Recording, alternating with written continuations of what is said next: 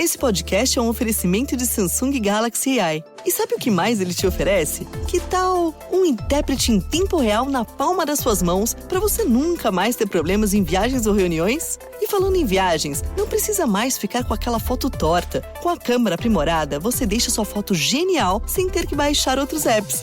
Tem tanta coisa que o Samsung Galaxy AI pode fazer por você. Clica aí no banner para descobrir o que. Galaxy AI, a inteligência artificial nas suas mãos. O que você ama em uma universidade? Aprender na prática com grandes empresas? Conviver com pessoas que mudam o mundo? Ou estudar em uma estrutura com padrão internacional? Na Anhembi Morumbi, tudo isso acontece. Venha descobrir por que milhares de alunos amam estudar aqui. Acesse anhembi.br e faça sua matrícula. Amo é Anhembi Morumbi. Aqui tudo acontece. Hey, I'm Amanda from Trifecta Fitness. We're proud to be Clarksville's new Get Fit headquarters. Trifecta Fitness is a state-of-the-art spin and strength training studio. Our spin studio is truly one of a kind in this area, complete with 20 state-of-the-art live fitness bikes and an incredible sound system. Our strength training is done in small groups of 6 or fewer, and all of our strength and spin classes are scalable for every level of experience. Come see us in the heart of Clarksville, just behind MAPCO at the corner of Old Trenton Road and Wilma Rudolph Boulevard. Call us for more info at 931-542-6265 or download our Trifecta Fitness app for a full list of upcoming classes. Welcome back.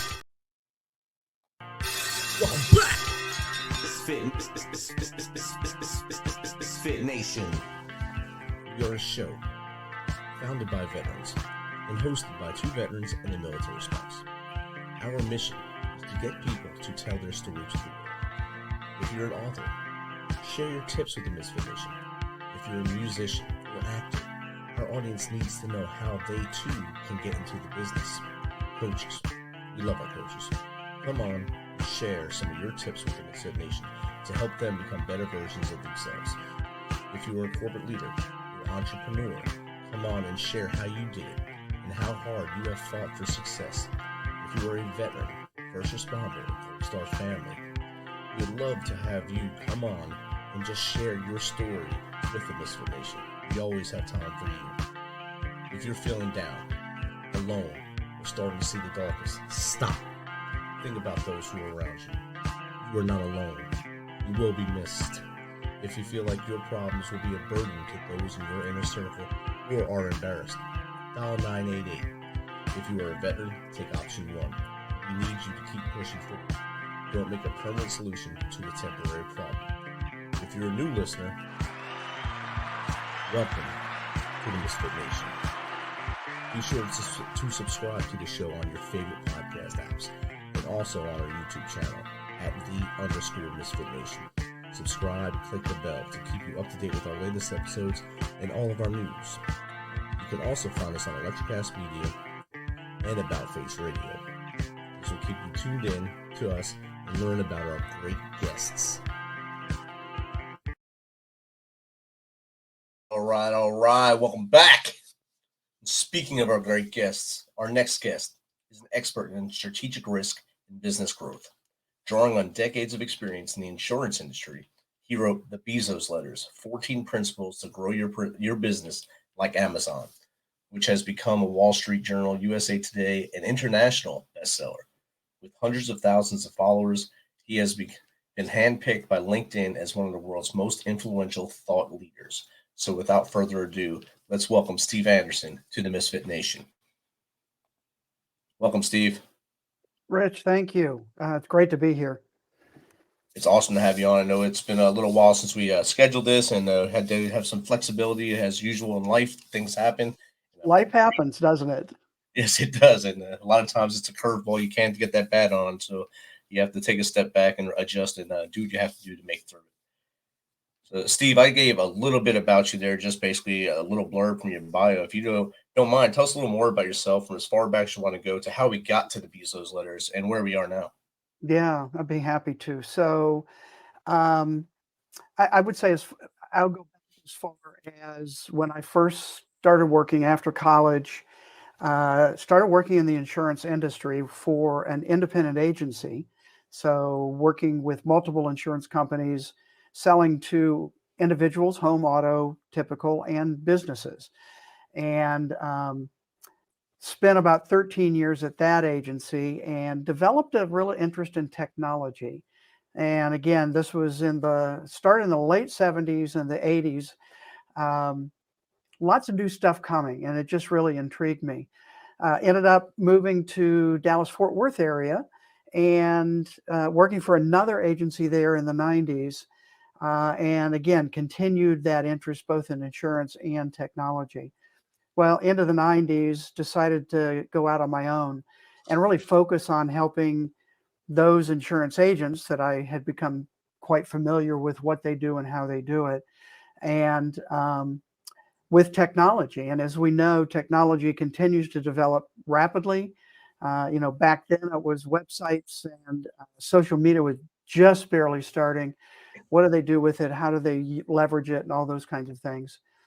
Again, fast forward, so literally the last 25 plus years, I've done research, writing, speaking, and consulting around technology, new developments. And one of the things that really became apparent to me was blending the technology and the insurance. So we know insurance is all about reducing risk, right? We buy an insurance policy. So if we have an auto accident, we have funds available to get the car fixed. If anybody's injured, help out with that. But with technology, that mindset doesn't work as well. And I started asking the question, is the biggest risk insurance agents face? And then started asking it more broadly to business owners actually not taking enough risk. So that was sort of the germ of the idea. Started looking at different companies, some very successful at one point, and some names I think probably recognize, between BlackBerry and Blockbuster and Sears and CompUSA and Borders bookstores, very successful at one point and no longer here. So started looking, okay, what happened? Why?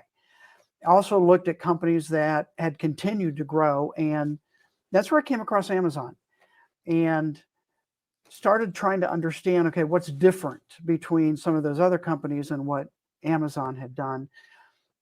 Found the letters to shareholders that Jeff Bezos wrote starting in 1997. They first went public, and then through 2018 at the time, and realized that he literally had laid out his plan, what I call hidden in plain sight, in those letters for growing Amazon. And as I continued to digest those, I realized there were some principles that he followed that I think could apply to really anybody, and certainly business. But what I'm finding is I get lots of messages from nonprofits, religious organizations that see some benefit in some of those principles. So my first iteration was literally a what I called a white paper, one-page summary of each of those letters, highlights of the letter, some key takeaways and some key quotes. Fortunately, my wife's been in the book business for many, many years. Showed it to her. She showed it to a publisher. They both came back immediately and said, this is a book, not a white paper. So that started about an 18-month journey of, okay, how do I figure out how to actually write a book now? So that's condensed version of obviously quite a few years along the way. Definitely. And I like that. You had the expert right in your house, and that's good, and brought it to the publisher. And well, her name is on the book, okay. Co-author, and there's a reason for that. So you have the expert, and always having an expert around you to say, hey, open your eyes and turn the light on. This is what you really need to do. Yeah. That helps out a lot. Yeah, very much so. It's beautiful to have the in-house expertise too, instead of having to reach way far out. Yep. You mentioned a lot of very famous organizations that are no longer with us, and the fact of the matter is that they didn't grow when they needed to, or didn't evolve when they needed to. Yes. And they missed the bus. And didn't change, didn't update. I mean, BlackBerry's a great one. iPhone was announced, and there were co-CEOs at the time, and their comment was, nobody's going to want to type on a glass keyboard. Yeah. Because if you remember BlackBerry, it had that great keyboard everybody loved, Yes. until they found something better, right? And BlackBerry was all focused on business, not consumer. iPhone was consumer. That took over and swallowed up business. And so lots of, kind of lessons there, certainly. Yeah, I think the last Blockbuster just closed either the beginning of this year or end of last year in the Northwest. So the last Yeah, actual Bend, Oregon was the last BlackBerry. It's now an Airbnb. Oh So, wow. Wow. I wonder if they have video cassettes in there for everyone to rent. yes, exactly. And that was I used to love going to Blockbuster, not just to get movies. They always had the great candy selection too. Yep, And exactly. Candy and popcorn and all the stuff you need, right? it was always at the end cap where my daughter would see it right away when she was little, and you had to get it because that's where they put it. So And there was a reason they put it there. exactly, and that's why they were successful for so long until the light Yep. turned off. So Yep. Well, and but honestly, in their case, until Netflix came along, yeah, and again, DVDs had just started coming out, and now you could rent and get them in the mail, but no late fee. So you could keep them as long as you wanted. And Blockbuster just couldn't make that business shift to a different type of model. yeah. Remember the little red envelopes from Netflix, and now Netflix is its own. It evolved into its own monster itself, as now it's Yes. the streaming service for the world, basically. So Yep. they're Exactly. they're continuing to see the future mindset instead of staying with their old and trusty habits. Yeah, and I think that's one of the keys. It again back at Amazon is they're always looking at what's next, and kind of that risk taking is my first principle, is encourage successful failure, and that's one of the things Bezos did early on at Amazon. Is in his kind of mindset, you have to experiment to find out what you're going to invent on behalf of the customer. And if you're going to experiment, you're going to fail, because if you do an experiment and you know it's going to work, it's not an experiment, right? But you don't know what's going to work unless you try different things. And that's something that's been consistent throughout their, 26 years now of growing and developing as a company. And to look where he started, basically in a garage setting to do it, Yep. and now there's, I guess, distribution centers throughout the country. We have Well, one throughout the world. Yeah. throughout I the country. mean, exactly. And all of that we see now started as, we're not quite sure how this is going to work, but let's try this. Right. And that either worked or it didn't work. They learned from it, then let's try that. And it worked. So it just kept going. And again, logistics, Yes. computing platforms, Amazon Web Services, and then third-party marketplace, right? Having third-party small businesses sell right on their pages. The crazy idea. Who does that except Amazon? Because another principle is they were obsessed over their customers. And so it was better for customers. It would be better for Amazon in the long run. And too many companies think short term, not long term.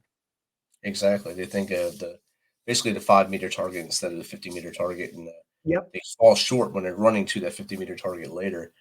Yeah.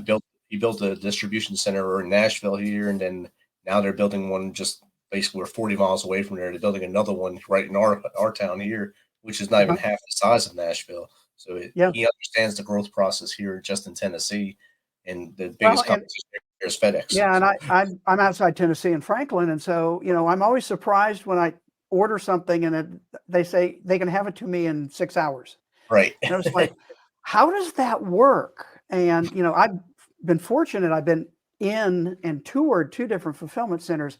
It's an amazing operation. It's complicated, and it runs like clockwork most of the time. Like everything, there's going to be those little nuances of problems when they're doing things, Yep. and new people, new systems, things tend to go awry at sometimes.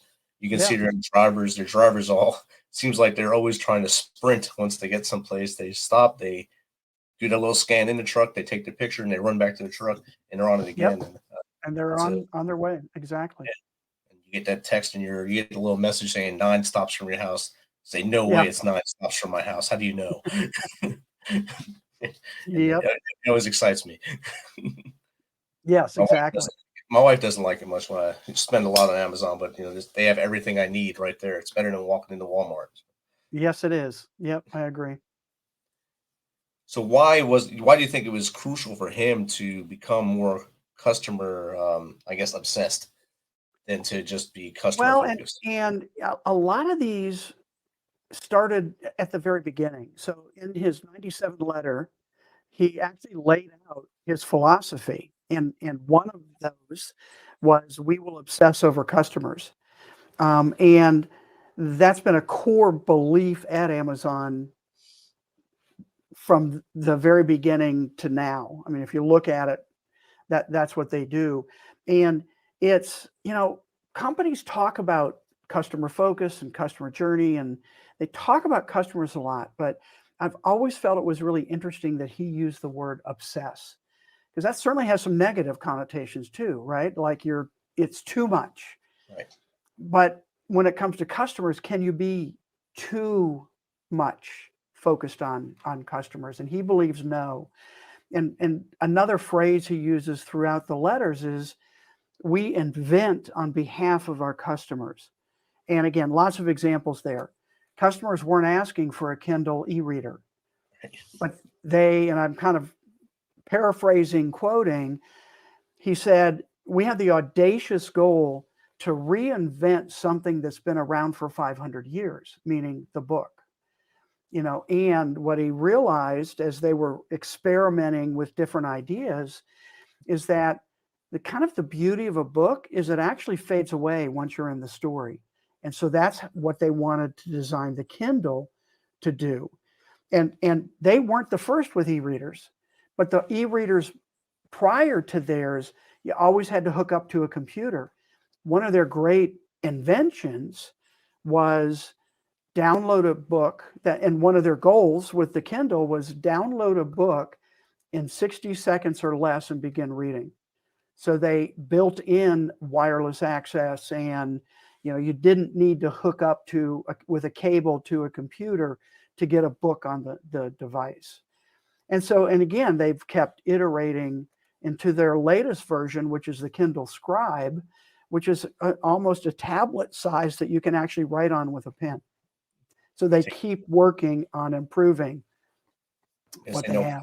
Know a lot of people like either highlight things in a book or write notes in the margins and such. So now you can do that even on the electronic version. So exactly, especially if you're a college student or a master's or doctorate or whatever, and you have to read 8 billion things and have to take those notes as you're going. That's the best thing to do, best thing to have. It's much easier than highlighting on PDF on your computer and then trying to figure out what you highlighted. And where is it? Without having exactly.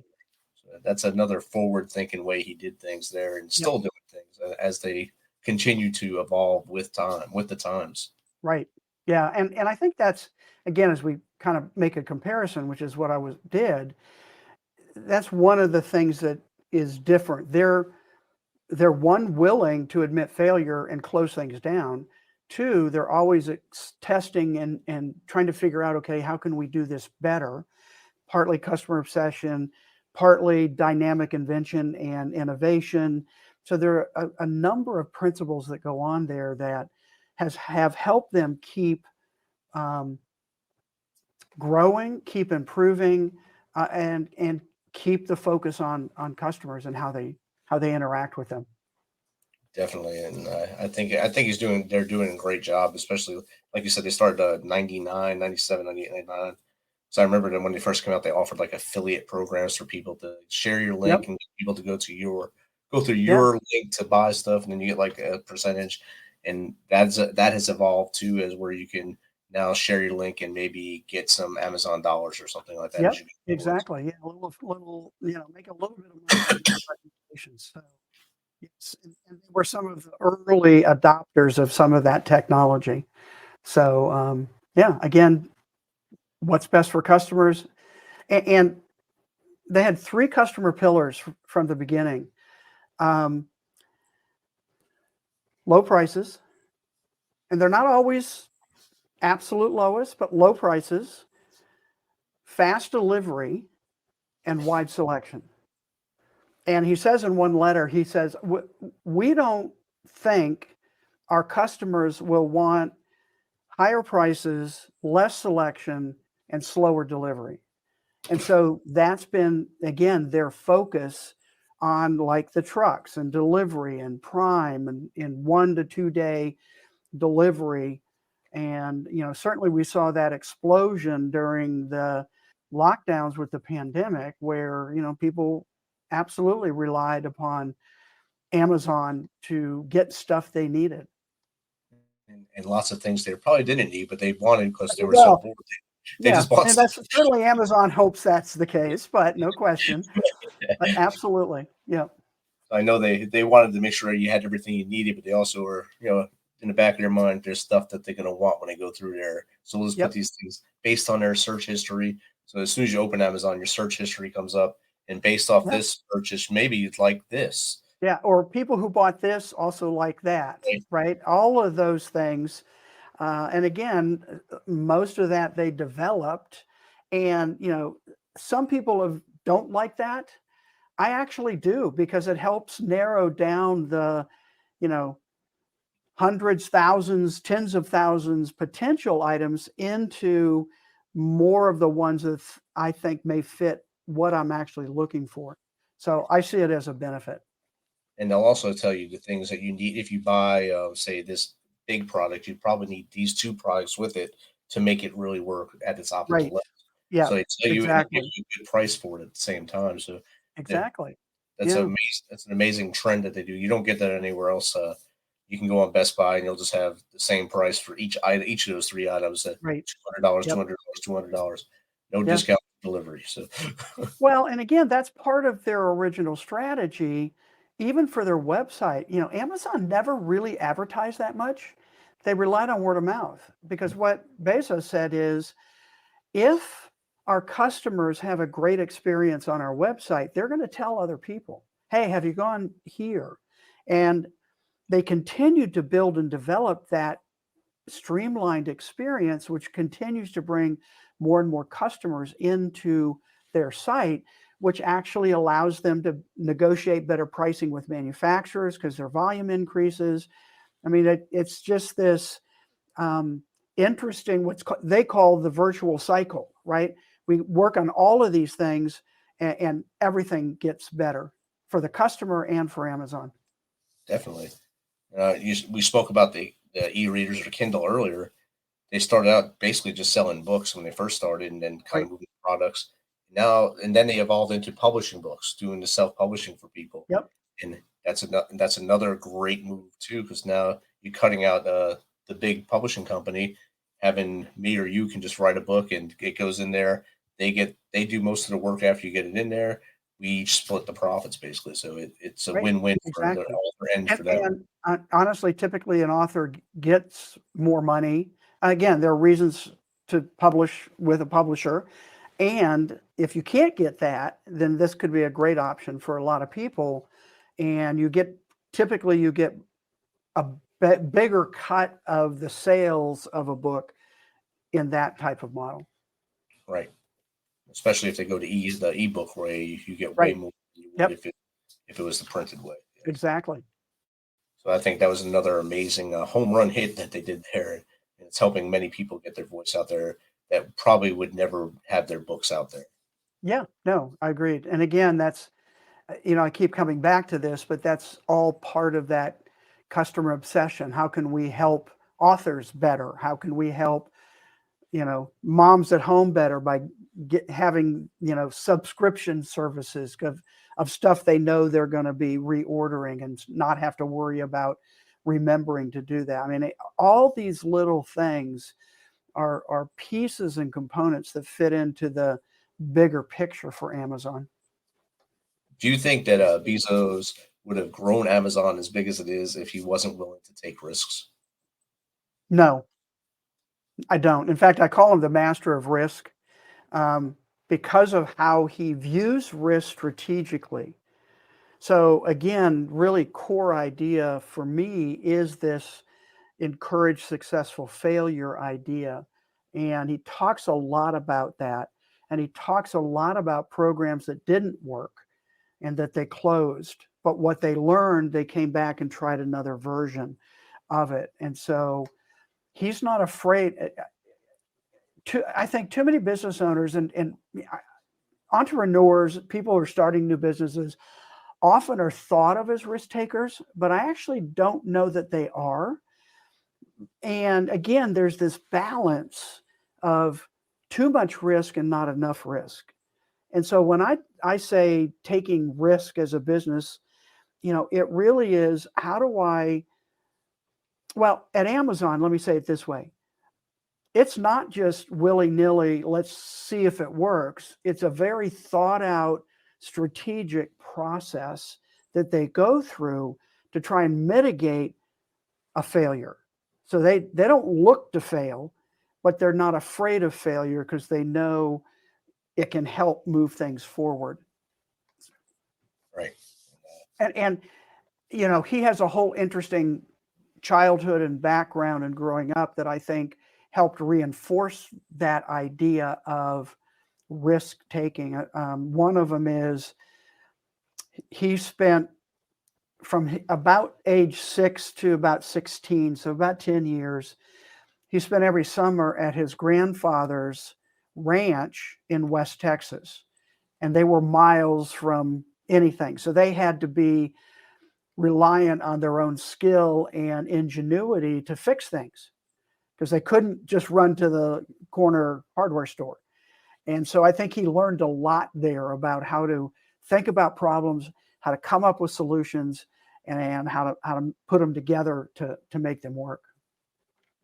And sometimes the lessons you probably didn't think were great growing up turn out to be home runs for you when you come out the house and do things. Yeah, very much so.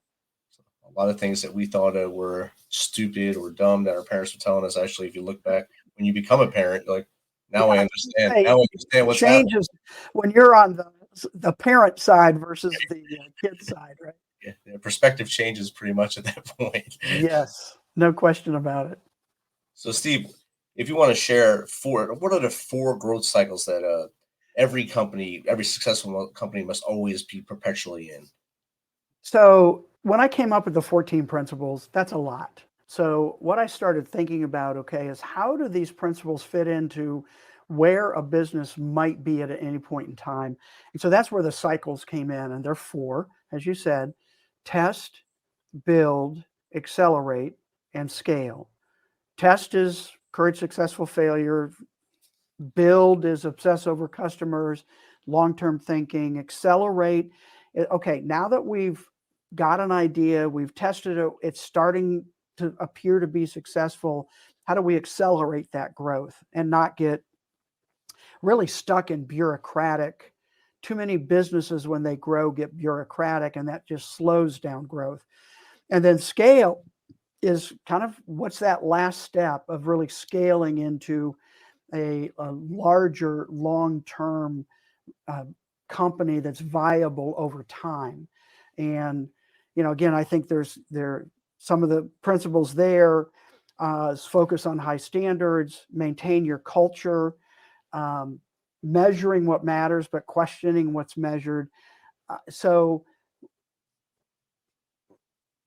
I think it helps, and I've been told it helps people understand where the principles may apply. And I believe every business, small or larger, is going through these cycles. And the larger the business, it may be a division's at a different place than the other parts of the company. And I think it just helps give a framework, to look at. And for me, it's, in writing the book, it's applying it. It's not just theory. How does this actually help and work in a company?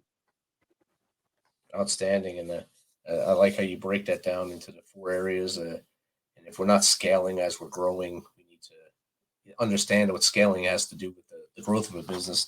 If you go too big too soon, you might not be able to keep up with it logistically at all. Exactly. And then you collapse and then you're gone. Right. And then on the other side, if you scale too far back, you're also going to be gone. You won't be able to keep up with demand on the opposite end. So you have Yeah. to find that happy space in the middle to really hit it out of the park and win. Exactly. Totally agree. And I would say one of the, if I have a favorite principle, it might be the last one, principle 14 in the scale area. It's called Believe It's Always Day One. And a short story there, Bezos was in front of an all hands meeting in Seattle, a regular occurrence every quarter or so. And he had kind of finished a company update and had opened it up for questions from employees. And they had submitted questions beforehand. So he had some note cards. And he looked down at the next question and he said, I kind of chuckled a little bit. He said, I think I know the answer to this. And the question was, Jeff, what does day 2 look like? A little background there. Day 1 is something that was part of what he talked about from the very beginning. And in fact, he closed every single shareholder letter with some version of, it's still day 1, it's always day 1. Even with the problems this year, it's still day 1. But here's what he said about day 2. Day 2 is stasis, followed by irrelevance, followed by excruciating, painful decline, followed by death. And that's why it's always day 1. And day 1's really a mindset around being excited like the first day you opened your business. And I think I always then go back to the Blockbusters and the Borders and all of those companies fit into that day 2, right? And it could take a long time. Some of those companies were around a long time, but they were going down, not going up. Right. So I think that in terms of a mindset is an important one for any organization, I would say. I think that day 1 mindset is also can be equated to, say, a successful football coach who every time brings his team at football at halftime, hey, it's 0-0, you got 30 minutes to win this game.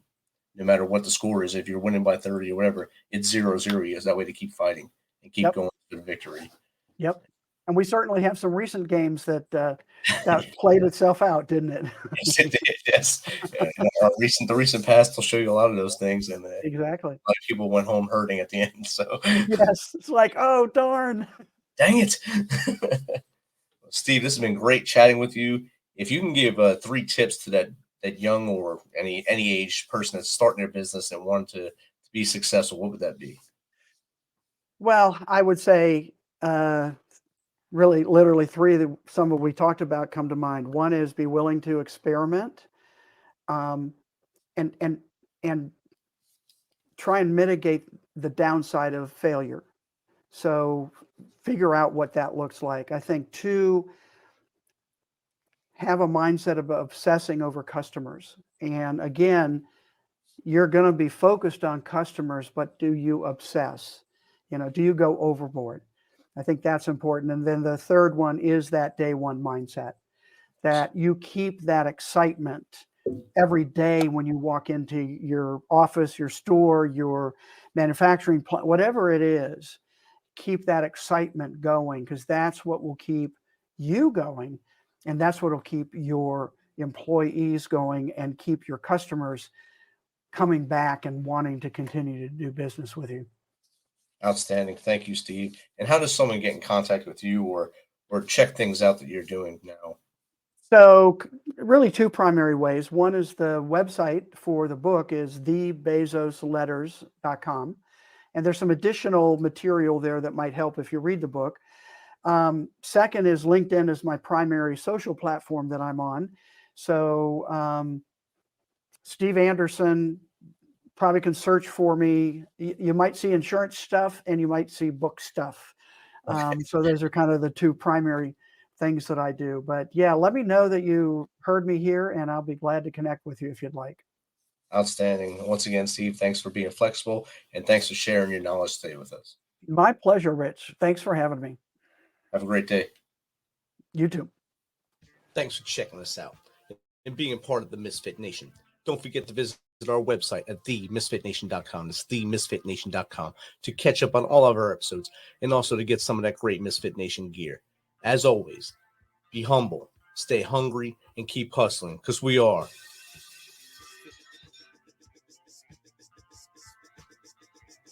Fit Nation.